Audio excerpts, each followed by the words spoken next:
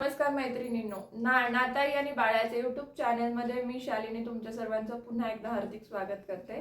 तर आजचा आपल्या व्हिडिओचा विषय आहे की प्रेग्नन्सीमध्ये डोहाळे का लागतात, म्हणजे ज्या फूड क्रेविंग्स आपल्याला प्रेग्नन्सीमध्ये होतात त्या का होतात, याच विषयाची संपूर्ण माहिती आपण या व्हिडिओमध्ये घेणार आहोत. व्हिडिओ शेवटपर्यंत नक्की बघा, जेणेकरून तुम्हाला या विषयाची संपूर्ण माहिती मिळेल. आणि हो, व्हिडिओ आवडला तर व्हिडिओला नक्की लाईक करा आणि चॅनलला सबस्क्राईब करायला विसरू नका. तर मैत्रिणींना सर्वात पहिलं आपण बघणार आहेत की डोहाळे म्हणजे काय.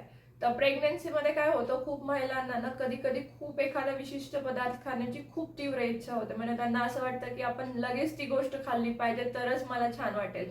तर त्यालाच आपण म्हणतो डोहाळे लागणं. तर कधी कधी त्यांना खूप आंबट खावडतं, कधी खूप गोड खावडतं, कधी खारट, कधी तिखट, किंवा मग कधी कधी काहीतरी विचित्रच खाण्याची इच्छा होते. यालाच आपण काय म्हणतो, डोहाळे लागणं. तर जनरली कधीपासून डोहाळे लागतात किंवा तुम्हाला जाणीव होते किंवा तुम्हाला फील व्हायला चालू होतं, तर जेव्हा आपण फर्स्ट ट्रायमिस्टर कम्प्लीट करतो, त्याच्यानंतर जेव्हा आपण सेकंड ट्रायमिस्टर मध्ये जातो, म्हणजे साधारणतः 12 ते 14 आठवड्यांनंतर प्रेग्नन्सीच्या तुम्हाला हळूहळू हळूहळू जे फूड क्रेविंग्स व्हायला चालू होते, त्यालाच आपण म्हणतो की डोहाळे लागतात.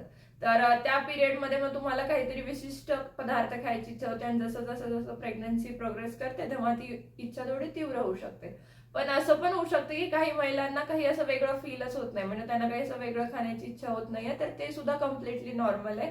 तुम्ही लगेच टेन्शन नका घेऊ की मला असं काही वाटत नाहीये, मला काही असं खावं वगैरे वाटत नाहीये. तर इट्स कम्प्लिटली नॉर्मल. म्हणजे खूप जणांना असं वाटत पण नाही. जनरली माझ्या केसमध्ये पण मला असं काही स्पेसिफिक डोहाळे किंवा फूड क्रेविंग्स कधीच नाही झालं माझ्या प्रेग्नन्सीमध्ये, त्यामुळे ते पण कम्प्लिटली नॉर्मल आहे. तर आता बघूयात की नक्की डोहाळे का लागतात. तर काय होतं, प्रेग्नन्सीमध्ये स्त्रीच्या शरीरामध्ये असंख्य बदल झालेले असतात, पूर्ण हार्मोनल इम्बॅलन्स झालेला असतो, तुमचे हार्मोन पीक वरती असतात. त्यामुळे असे स्पेसिफिक फूड क्रेविंग्स होणं किंवा काहीतरी विशिष्ट पदार्थ खावटणं कम्प्लिटली नॉर्मल आहे. त्यासोबतच काय होतं, तुमचं वास घेण्याची क्षमता आणि तुमचं जी चव असते ती खूप जास्त स्ट्रॉंग झालेली असते प्रेग्नन्सीमध्ये, त्यामुळे एखाद्या विशिष्ट पदार्थाकडे तुम्ही अट्रॅक्ट होतात. त्यासोबतच काय होतं, कधी कधी जर तुमच्या बॉडीमध्ये काही डिफिशियन्सीज असतील तरी तुमचं शरीर जे असतं ते फूड क्रेविंगच्या माध्यमातून तुम्हाला सिग्नल देत असतं. तर काय होतं, जर तुमच्या शरीरामध्ये आयर्न किंवा कॅल्शियमची कमी असेल तर माती आणि आपल्याला कधी कधी खडू खाण्याची इच्छा होते.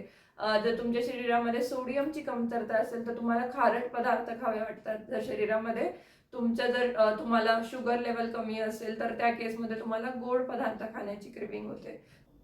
तर मैत्रिणी, आता बघूया की डोहाळे पूर्ण नाही केलं तर काय होतं. तर ह्या बाबतीत ना खूप समज आहेत की आईचे डोहाळे पूर्ण नाही केलं तर बाळावर त्याचा परिणाम होईल वगैरे वगैरे.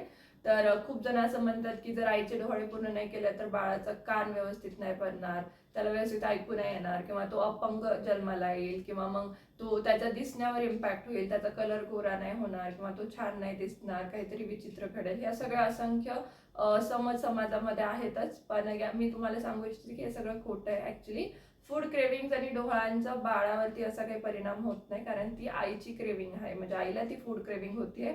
बाळाचा त्याच्यावर तसा डिरेक्ट परिणाम काही होत नाही. काय होऊ शकतं, जर तुम्ही एखाद्या आईचे डोहाळे पूर्ण नाही केले तर तिची चिडचिड होऊ शकते, ती फ्रस्ट्रेट होऊ शकते, ती थोडी स्ट्रेसमध्ये जाऊ शकते, तिचा मूड ऑफ होऊ शकतो. ह्या सगळ्या गोष्टी होऊ शकतात ज्या की कम्प्लिटली नॉर्मल आहेत, पण त्याचा बाळावरती त्याचा काही परिणाम होत नाही. आता लास्टली आपण हे बघूयात की डोहाळे पूर्ण करताना काय काय आपण काळजी घ्यायला पाहिजे. तर काय होतं, जनरली जे सेफ डोहाळे आहेत, म्हणजे तुम्हाला काहीतरी चटपटीत खावटणं, गोड खावटणं, हे सगळं तुम्ही आरामात सॅटिस्फाय करू शकता. तुम्ही आरामात त्या गोष्टी खाऊन स्वतःचं म्हणजे एन्जॉय करू शकतात.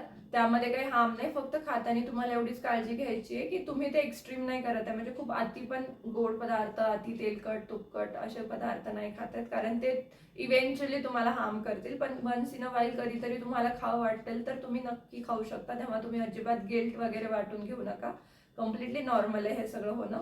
आणि फक्त जे अनसेफ फूड क्रेविंग्स असतात, जसं की खूप महिलांना विचित्र आहे, पण खूप महिलांना असं पण होतं की कच्चे तांदूळ खावडतात, कच्चं पीठ खावडतं, किंवा मग कोणाला सिगारेट, कोणाला अल्कोहोल, किंवा कोणाला तंबाखू, असं पण क्रेविंग्स होऊ शकतात. पण ह्या सगळ्या अनसेफ फूड क्रेविंग्स आहे, त्यामुळे तर असं काही होत असेल तर तुम्ही अशा क्रेविंग्सकडे कम्प्लिटली इग्नोर करा.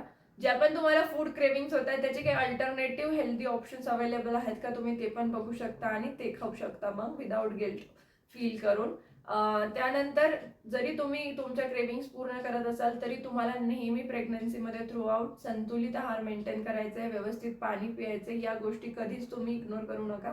कारण या गोष्टी जर तुम्ही फूड क्रेविंग सोबत केल्या तर नक्की त्या तुम्हाला फायदेशीरच ठरणार आहेत. तर मैत्रिणी, तुम्हाला अशा कुठल्या एक्स्ट्रीम फूड क्रेविंग झाल्या किंवा वियर्ड फूड क्रेविंग झाल्या त्या मला कमेंट सेक्शनमध्ये नक्की कळवा. आणि हो, भेटूयात पुढच्या व्हिडिओमध्ये एका नवीन विषयावर चर्चा करताना. तोपर्यंत स्वतःची काळजी घ्या आणि आनंदी राहा. धन्यवाद.